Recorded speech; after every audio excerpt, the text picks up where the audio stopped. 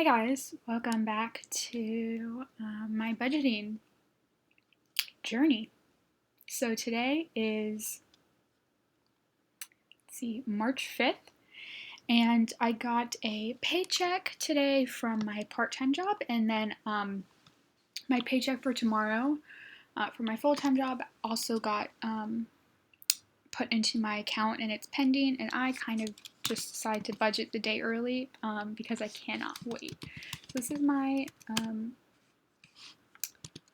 paycheck from my employer for my part-time job, and it's $83.19, and I'll mark that as green. And then I'm also I'm gonna just do that one first. Also, before I start budgeting, I'm going to go to my credit card and reconcile, make sure everything is up to date. So I did have a transaction for today, and that was for $1.60. And then, this gas charge cleared, Monday cleared, and the 3rd cleared, which means my balance should be $509.22, which it is. So now that that's reconciled, I'm going to go back to my budget. And this $83.19, like I said, it's from my part-time job. And one of the things I do with my part-time job is I set aside 15% for my taxes. And then, because I really don't like the 71 cents that I have, and I think it's just easier to add it down here, I'm just going to add that 71 cents to my taxes, so it's a little bit higher than 15%. And then I'm going to take this full amount that's left and add it to my federal loan A payment, so that I have $97.50 in there. Now what I'm going to do is go back to my checking account and go ahead and enter in my check for my full-time job. And it was $12.08.43. So if you're new here, I'll just kind of take you really quickly through my budget. You can see that March is already budgeted for. I have $150 to my mom. I've already made the minimum payment for federal loan A. It's just $58. I did that on the 2nd of the month. And so this yellow is just a kind of external goal that I have to put extra towards it, so we can get back to that later. All of my subscriptions are paid for. My monthly kind of costs associated with going to work, so I have to pay for parking downtown every day, and I have to pay for tolls, which I use every day to get to work, is covered.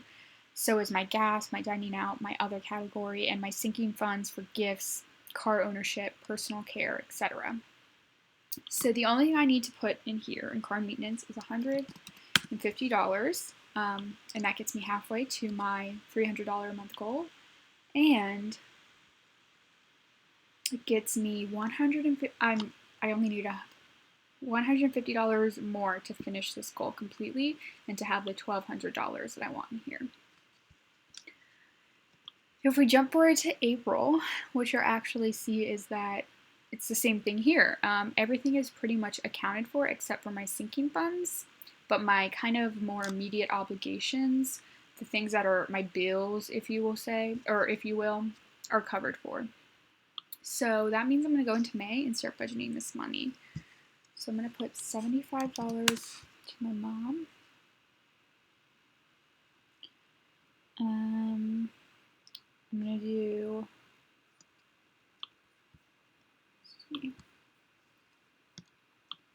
35, what was this? 536, yep. 35 to subscriptions.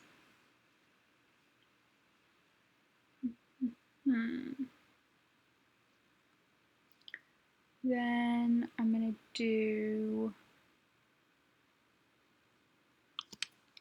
80, 20, and 20, which completely covers my monthly varied costs.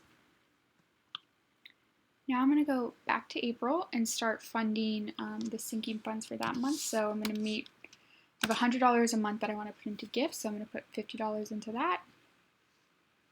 I'll go ahead and cover this personal care completely with $5. And the wedding fund will be getting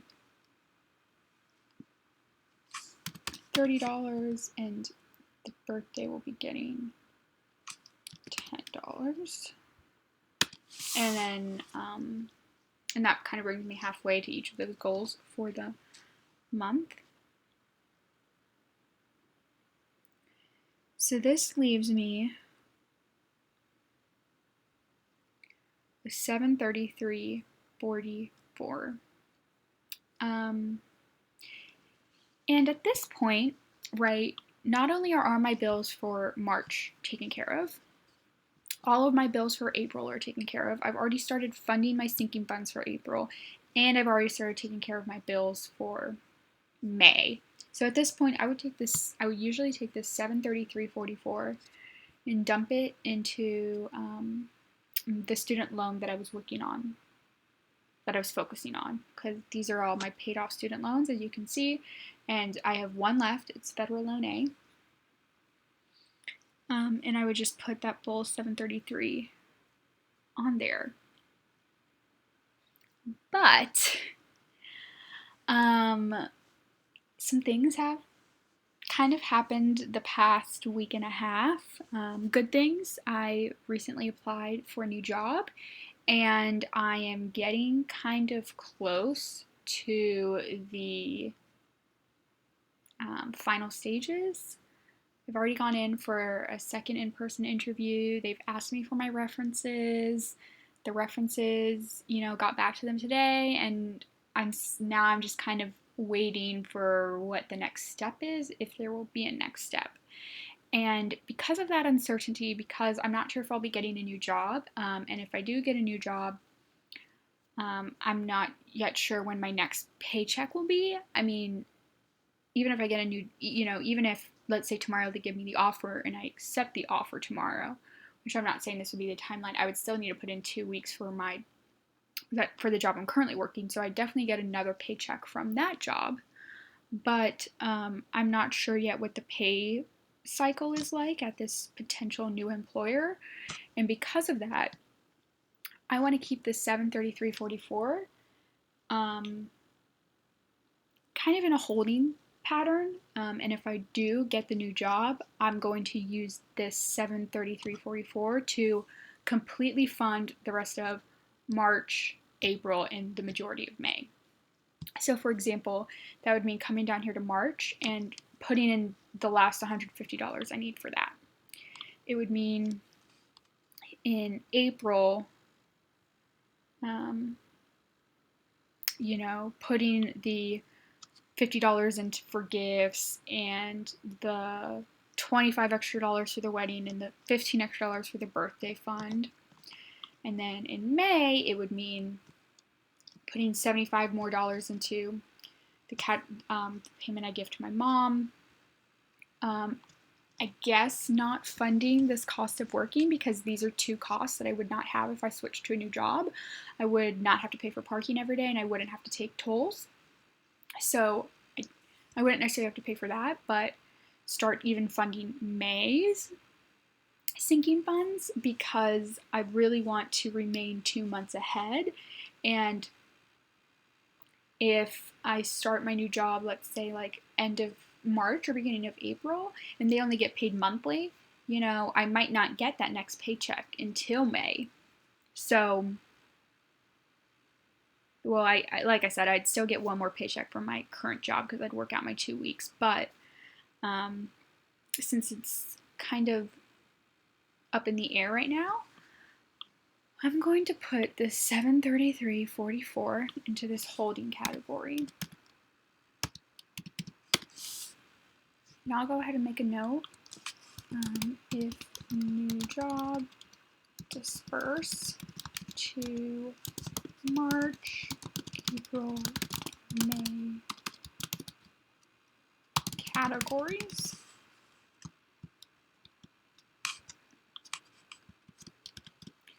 If unknown job move to Fed A payoff.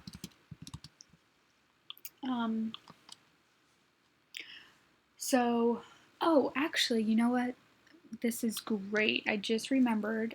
I still did want to set aside $50 to go to FedA on top of the $70 that I put in with my part-time job paycheck. I'm really glad I remembered that. So either way, I will be putting an additional $147.50 on the federal loan. Federal loan group A. I'll still be putting an extra $150 on that. And if I do get the new job, it's a pretty big pay increase. So I feel pretty confident that I could knock off the rest of this federal loan A very quickly. So I might need to delay some of the payoff in the meantime while I'm shoring up, the rest of my budget and to make sure the rest of my costs are covered. But, it's something that I'm okay with doing and kind of taking a little bit more time this next week to really figure out what the ultimate job of this $683.44 is going to be. So that's the budget.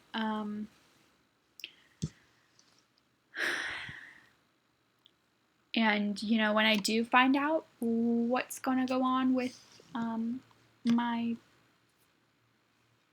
job or not, I'll film again me budgeting out the $683.44. I mean, if I don't end up getting the opportunity, I probably won't film it because all it's going to do is literally take this $683 and move it up here to federal loan A. But if I do, I might film my redistributing the $683 across all the other categories that it's going to need to go to. So, yeah, I mean, thank you guys for watching. I wish I had more. I guess I can just make sure and confirm or reconcile this account. So this one is the one that's cleared, and it's 133863. Yes. I'll also mark this as green for employer income. But other than that, I don't have anything else for you guys. So thank you so much for watching. I hope you enjoyed it. Please check out my other videos.